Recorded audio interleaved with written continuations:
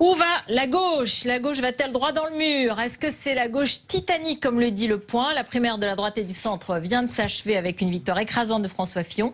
Et on le sait, c'est un véritable tremplin pour la présidentielle, alors que dans le même temps, la gauche semble plus divisée que jamais. Bonsoir Olivier Faure, vous Bonsoir, êtes député socialiste de Seine-et-Marne, porte-parole du Parti socialiste. Bonsoir Benjamin Griveaux, porte-parole d'En Marche, c'est-à-dire du mouvement d'Emmanuel Macron. Raquel Garrido, membre de la France Insoumise, proche de Jean-Luc Mélenchon. Vous avez écrit le guide citoyen de la 6e République aux éditions Fayard. François Calfon, directeur de la campagne d'Arnaud Montebourg, conseiller régional d'Île-de-France. Merci à tous les quatre d'être ici pour essayer de comprendre ce qui va se passer maintenant. Et tout simplement d'ailleurs, est-ce qu'on avait assisté à une véritable fragmentation de la gauche? Au moins 12 personnes officiellement déclarées hors ou au sein de la primaire. Si je vous fais je peux vous faire une liste, mais j'inclus là-dedans Sylvia Pinel, François de Rugy, Jean-Luc Benamias, etc. Il y a un certain nombre de personnes. D'accord, il peut y en avoir 7 au sein de la primaire à gauche. Donc, premièrement, d'abord, tout simplement, certains ont dit que le programme de François Fillon devrait encourager à vous unir. Oui, non? Mais il le faut, il le faut. Le problème, c'est que finalement, la division vient du haut. Et quelque part, on a assisté à un spectacle ce week-end qui était à la fois assez sidérant et un peu pathétique. Avec en prime, si j'ose dire, ces fromages et desserts, l'idée que cette primaire pourrait ne pas avoir lieu. Alors, on a finalement... Vous parlez donc de l'interview dans le journal du dimanche et de Manuel Valls et du déjeuner hier entre le président et le Premier ministre. Avec une rumeur persistante selon laquelle il y aurait comme ça pile je gagne, face tu perds. C'est-à-dire on propose une primaire d'un côté et puis comme on n'est pas en situation favorable, on l'a retirée. Or, c'est l'outil par lequel il faut que nous nous en souvenions. L'unité est possible. On l'a fait en 2011 avec succès. La droite nous l'a reprise pratiquement au mot près, 10 000 bureaux de vote. Et maintenant, nous serions dans une situation où, alors que la méthode nous invite à finalement recoudre nos rapports aux Français, finalement, nous nous en passerions. C'est le moyen par lequel on va passer de 12 à 5, puis 3, puis 1 candidat de rassemblement. Et je suis sûr que Raquel Garrido et Benjamin Griveaux en verront les vertus. Alors justement, Raquel Garrido, pour vous, il n'est pas question de passer par la primaire et vous n'avez pas changé d'avis face à François Fillon. Bon, il ne faut pas changer d'avis sur l'analyse de la primaire parce que on l'a vu depuis 2011. C'est vrai, il y a eu donc cette primaire en 2011. Et c'est vrai, François Hollande a gagné. Mais si on regarde toutes les élections intermédiaires qui ont eu lieu entre 2012 et en 2017, on s'aperçoit que dans toutes les configurations, la gauche, ce qu'on appelle classiquement la gauche, je mets tout le monde dedans, je mets Macron avant qu'il passe au centre, je mets Mélenchon avant qu'on fasse la France Insoumise. En gros, j'additionne France de gauche, j'additionne les écologistes, tout le monde. Oui, parce qu'il faudrait définir la gauche. Enfin, ça, c'est une thèse. Oui, aujourd'hui, c'est devenu impossible et je ne suis pas certaine que les auditeurs, ça les intéresse. Mais en tout cas, pour revenir à la réalité, tout ça rassemblé, c'est minoritaire dans la société. On a vu un accroissement de l'abstentionnisme, du fait que les Français ne venaient plus aux élections. Il n'y a plus qu'un Français sur 2 qui vote. Et aujourd'hui, donc, on est dans cette situation en 2017. Et moi, ce qui m'intéresse, c'est de me dire, face à la droite et l'extrême droite, est-ce qu'on peut devenir majoritaire? Est-ce qu'on peut les battre? Est-ce qu'on peut avoir un second tour sans Marine Le Pen, par exemple? Et moi, je dis oui. Mais la solution, elle n'est pas dans les querelles ou les arrangements entre personnalités et partis de gauche qui, pour moi, n'intéressent personne. Personnellement, je ne suis pas intéressée par ça. Que vous prenez la tactique de Beppe Grillo, l'italien. Écoutez, l'avantage en France, c'est qu'on n'est pas... Moi, je ne suis pas Beppe Grillo. Jean-Luc Mélenchon, c'est un humaniste. Voilà. Et effectivement, il y a une forme de latéralité différente. C'est celle entre le peuple vis-à-vis de l'oligarchie et pas stricto sensu droite-gauche. Mais heureusement, Jean-Luc Mélenchon, il a une face humaine, progressiste de cette latéralité-là. Et donc, il dit pas on va se rabibocher pour essayer de désigner un monarque nouveau de la 5e République. Il dit je vais droit au but, je vais abolir cette monarchie présidentielle. Et on va mettre sur la table, parce que moi ce qui m'intéresse dans le fond, c'est le débat d'idées. Est-ce que vous êtes pour ou contre le droit de révoquer les élus? Attendez, Raquel Garrido, Benjamin Griveaux, je viendrai à Olivier Faure. On n'en est pas là, non, on n'est pas sur les programmes. Avant, je voulais savoir comment on réagit à François Fillon et comment on réagit en second, c'est-à-dire à Marine Le Pen, qui aujourd'hui à La Réunion a dit je peux être élu, c'est pas seulement que je serai au 2e tour, je serai élu. Benjamin Griveaux. Porte-parole d'Emmanuel Macron. La meilleure action qu'on peut avoir face à François Fillon, Marine Le Pen et la mère de toutes les batailles, c'est la cohérence et la clarté de l'offre politique qui sera faite aux Français. François Fillon, il a une offre politique extrêmement claire. En tout cas, elle était très claire jusqu'à dimanche soir. Depuis hier soir et son 20h chez David Pujadas, un de vos confrères, on a perdu un peu en clarté. Mais il a fait une offre politique très claire à la droite conservatrice française qui existe et qui l'a adoubée. La difficulté avec les primaires, c'est que, et on l'a vu dès 2011, quand c'est flou, c'est qu'il y a un loup, les frondeurs sont nés pendant cette primaire de 2011. Et les primaires, même si elles provoquent un mouvement démocratique, on l'a vu, il y a des millions de Français qui se sont rendus à la primaire de la droite et du centre les 2 week-ends derniers. Elle porte néanmoins en elle les germes de la division, de la synthèse bancale, du manque de clarté. Et vous retrouvez des gens qui ne sont pas sur les mêmes positions. Il n'y a pas de position commune sur des sujets fondamentaux. Demain, entre je ne sais pas qui de François Hollande ou de Manuel Valls affrontera Benoît Hamon ou Arnaud Montebourg dans la primaire de gauche. Mais ils ne partagent pas des choses essentielles sur l'Europe, sur l'état de droit, la question de la déchéance, sur ces sujets-là qui sont des sujets fondamentaux. Comment est-ce qu'on se déclare candidat? C'est de droit divin en quelque sorte, c'est-à-dire à un moment c'est un moyen démocratique. Ça n'est pas de droit divin, on a 115 000 adhérents qui nous ont rejoints en 7 mois, donc on peut considérer que ça n'est pas décidé entre quelques-uns dans un cénacle, ça part d'un mouvement de fond, d'une analyse de la société française, d'une démarche qui a été faite auprès des Français et qui s'est traduite aujourd'hui par la candidature qu'il a annoncée il y a une quinzaine de jours. Olivier Faure. Moi d'abord je veux vous rendre un hommage appuyé. Parce que finalement, nous pourrions considérer que cette configuration est une très belle configuration pour un débat à gauche. Ce débat de la primaire, nous pourrions l'avoir ensemble et effectivement définir ce qu'est la gauche aujourd'hui, ce qu'elle peut apporter demain. Nous avons fait le débat de la primaire de la droite, on fait le débat de la primaire de la gauche sans problème. Je pense que aujourd'hui, face à la dynamique créée par la dynamique Fillon pendant cette primaire de la droite, eh bien nous devons effectivement obtenir la réciproque avec des primaires très réussies, avec, je pense, beaucoup de monde qui y viendra. Pourquoi? Parce que il y a effectivement une découverte de qui est François Fillon, de son projet, et que ce projet inquiète légitimement de très nombreux Français qui peuvent nous reprocher beaucoup de choses, mais qui peuvent aussi considérer qu'il peut y avoir une offre à gauche qui va d'y faire face. Et donc la question pour la prochaine présidentielle, c'est de savoir si on est là simplement pour témoigner. Et donc là, dans ces cas-là, il faut se présenter chacun de son côté. On peut avoir une candidature Macron, une candidature Mélenchon, une candidature Jadot, une candidature Pinel, une candidature Hollande. Macron et Mélenchon, ils sont autour de 14% dans les sondages. Hein. Oui, mais c'est François Hollande, aujourd'hui, et ses dernières livraisons ce soir, c'est un peu moins de 10%. Mais moi, je ne suis pas là. Je suis là comme porte-parole du Parti Socialiste. Et simplement pour dire que nous pouvons effectivement considérer que nous avons chacun, selon les époques, on est plus ou moins haut, plus ou moins bas, mais la vérité c'est que ensemble nous sommes plus haut que la droite, divisés, nous sommes simplement là pour témoigner chacun d'un parcours, d'une volonté, mais aucun d'entre nous n'a la capacité de gagner. Et donc, la vérité, c'est que nous avons besoin de nous rassembler pour pouvoir permettre à la gauche d'avoir son champion, elle aussi, et gagner la présidentielle. Si ce que vous dites est sincère, donc sur le caractère absolument incontournable du candidat unique, alors pourquoi ne posez-vous pas la question aux socialistes, enfin aux gens qui vont venir à la primaire, de savoir si oui ou non il faut un candidat socialiste. Parce que les communistes, par exemple, qui persévèrent depuis plusieurs mois avec cette idée qu'il faut un candidat unique à gauche, au moins eux ont posé la question à leurs adhérents de savoir si oui ou non il fallait un candidat communiste, ou alors s'il fallait continuer d'essayer de rassembler. Vous ne posez pas cette question aux gens de la primaire de savoir si oui ou non il faut un candidat socialiste. Parce que si ça se trouve, les gens ils considèrent qu'il ne faut pas de candidat socialiste et qu'il vaut mieux se rassembler autour de Jean-Luc Mélenchon. On a vu quand même de la primaire de la droite que le peuple était majeur et vous souhaitez l'irruption populaire, alors il faut un débat populaire. Et le débat populaire, il sera sur l'orientation politique, le bilan qu'on dresse du quinquennat, parce que, pardon de le dire, c'est pas parce que c'est flou et qu'il y a un loup, c'est parce qu'il y a eu un discours, celui du Bourget, et qu'on a rigoureusement tourné le dos à un certain nombre d'engagements, que la gauche a perdu toutes les élections intermédiaires. Donc il y a maintenant un risque. Est-ce qu'on, pardon Raquel Guerriero, est-ce qu'on est d'accord?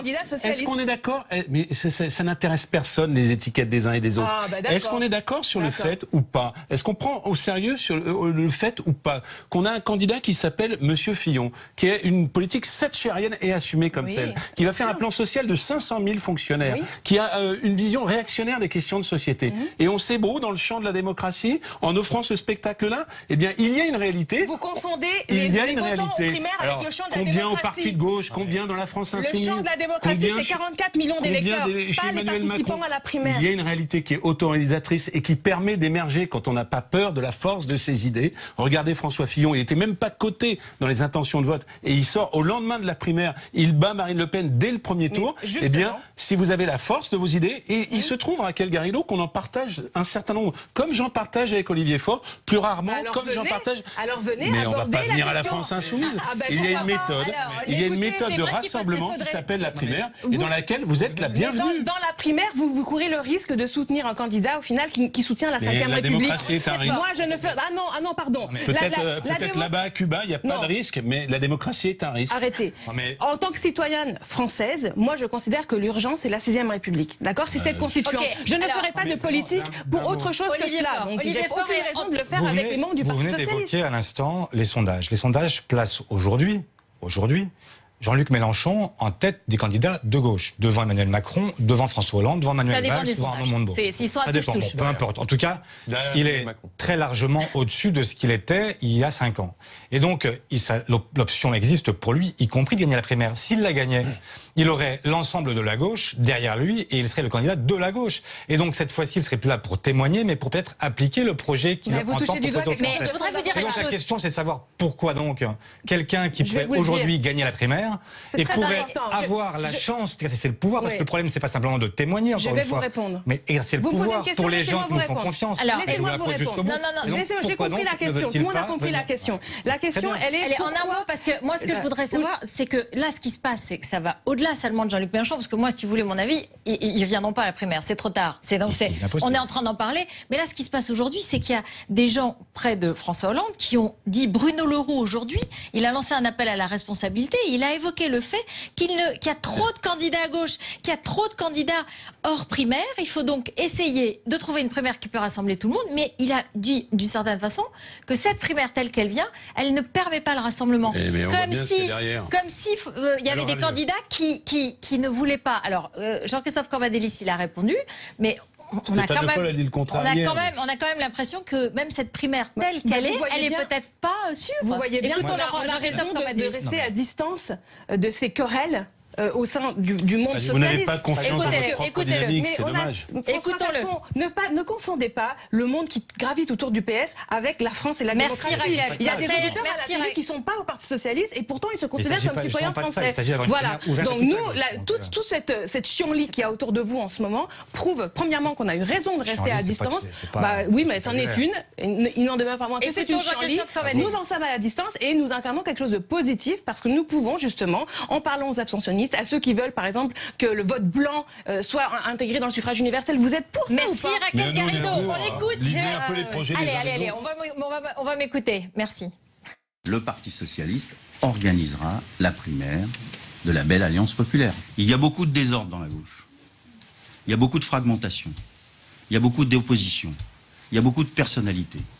Et moi, je lance un appel aux électeurs de gauche de venir aux primaires pour mettre un peu d'ordre dans l'ensemble de la gauche, de nous aider à mettre un peu d'ordre. Bon, qu'est-ce qui se passe quand on entend à la fois Jean-Christophe Cambadélis à 10h du matin qui dit qu'il faut mettre un peu d'ordre, il faut faire la primaire, et à 12h, Bruno Le Roux, aussi proche de François Hollande et des députés socialistes, qui dit, en gros, elle ne permet pas le rassemblement. Benjamin Griveaux. La cacophonie, je crois que les Français n'y comprennent plus rien, très sincèrement. On ne se positionne pas, Emmanuel Macron, on l'a dit dès le départ, sur l'axe gauche-droite qui structure la vie politique française depuis un siècle et demi. On pense que ce clivage a vécu, que les Français s'en désintéressent. La désertion des partis politiques traditionnels le démontre. Les gens ne s'y investissent plus, la société civile y est absente, les intellectuels s'en détournent, ils vont dans d'autres formes d'engagement. Je reconnais bien volontiers au mouvement lancé par Jean-Luc Mélenchon qu'il a su attirer le monde associatif, des intellectuels et le monde associatif qu'on retrouve. Emmanuel Macron et Jean-Luc Mélenchon. Il faut aussi reconnaître que les anciennes structures ne fonctionnent plus. Enfin, la rue de Solferino, là, l'image, le spectacle donné est pathétique. Vu la situation du pays, vu l'urgence sociale. Non mais très sincèrement, quand vous êtes électeur de gauche et que vous regardez ça, vous dites qu'ils sont devenus fous. C'est la cacophonie. Excusez-moi. Et la caporalisation voulue par Jean-Christophe Cambadélis ne marchera pas. Mais ça ne marche pas. Mais juste un point quand même, parce que moi je veux bien les 37. Non, franchement, on peut dire beaucoup de choses du Parti socialiste, mais quand il propose une procédure qui est une procédure ouverte, dans laquelle chacun d'entre vous a la possibilité de venir et de s'y faire reconnaître, qui a peur du suffrage des citoyens? Qui a peur d'affronter l'ensemble de celles et ceux qui pourraient venir dans une primaire? Franchement, la droite nous a montré l'exemple d'une certaine façon, après que nous l'aurions montré nous-mêmes l'exemple il y a 5 ans. Et donc, moi je pense en plus que la dynamique qui naîtra de cette primaire, elle marginalisera toutes celles et ceux qui s'y seront refusés. Parce que il y a quand même une logique, c'est que les gens, ils veulent, à un moment donné, ils veulent gagner. Ils veulent pas simplement... Exactement.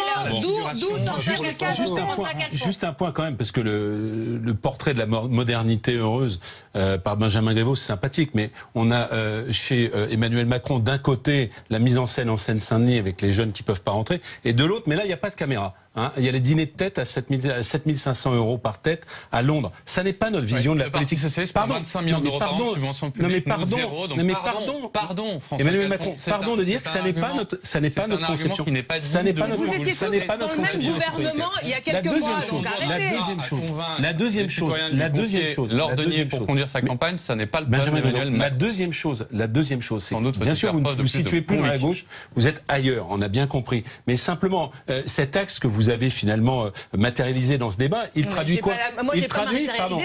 Je lui dis qu'il était au gouvernement avec vous et avec vous. Je parle bien. Donc l'axe, il n'est pas entre Macron et Jean-Luc Mélenchon. Il traduit ce souhait d'atomisation de la gauche. Parce que la gauche, à droite, il y a ce Graal finalement de l'autorité. Hein. À gauche, il y a toujours eu, c'était le nom d'ailleurs de l'organe du Parti socialiste, le Graal de l'unité. Et c'est comme ça que la gauche est venue. Et c'est comme ça que la gauche est venue aux responsabilités. Hein. Eh bien, si nous préférons finalement cultiver le jardin de la division, alors que les Français attendent des réponses au plan social qui est prévu, à l'austérité qui attend, eh bien, chacun prendra en son temps ses responsabilités. Vous n'y arriverez pas. Vous n'y arriverez pas. J'ai hâte de voir Arnaud Montebourg, que je connais bien pour avoir été élu dans le même département que lui, embrasser le programme de François Hollande ou de Manuel Valls s'il gagne la primaire. Alors, dernière question. De ce moment en termes de cohérence politique. Dernière question. Manuel Valls, François Hollande, la question. On écoute Manuel Valls très rapidement cet après-midi à l'Assemblée nationale. Il a dit loyauté et engagement. Alors, le feuilleton est terminé ou est-ce qu'il va se poursuivre? Est-ce qu'il va se finir par une candidature de François Hollande ou de Manuel Valls? On l'écoute. Compte tenu de vos déclarations sidérantes du week-end, allez-vous déclarer votre candidature à l'élection présidentielle? Il n'y a pas de crise institutionnelle. Et je suis là, comme je l'ai fait depuis que je suis Premier ministre, pour défendre, assumer l'action gouvernementale qui est la nôtre. Ma conception des institutions, c'est l'engagement et la loyauté. Il n'y a pas de crise institutionnelle, Monsieur Jacob, parce que je suis là pour critiquer le projet de François Fillon, parce que je suis là aussi avec tous ceux aujourd'hui dans la majorité pour défendre un projet pour la France. Olivier Faure, la crise est finie ou à la tête de l'État? Acceptons-en les augures. Il y a ce qu'un président ne doit pas dire, et puis aussi il y a ce qu'un président ne doit pas dire, et puis il y a ce qu'un Premier ministre ne doit pas faire. Et donc je pense que l'un et l'autre doivent se parler peut-être plus régulièrement, et de toute façon, qu'il s'agisse de François Hollande ou de Manuel Valls, aucun des deux n'a de chance de gagner l'un sans l'autre. Et donc le mieux, c'est encore qu'ils en prennent conscience mutuellement, et que nous puissions retrouver une sérénité que nous avons perdue cette semaine et qui, franchement, nous a donné un spectacle assez désolant et qui, en réalité, enfonce la gauche qui n'est pas en si bon état. Donc, la bonne configuration, c'est une primaire, comme vous l'avez compris, de toute la gauche, avec un candidat à la fin. Olivier, face à François Fillon. Le mieux, je vais vous dire, c'est qu'on arrête de percevoir la politique comme un rabibochage entre personnalités et partis et vers directement aux citoyens. Par les Français. Merci à tous les quatre. Merci.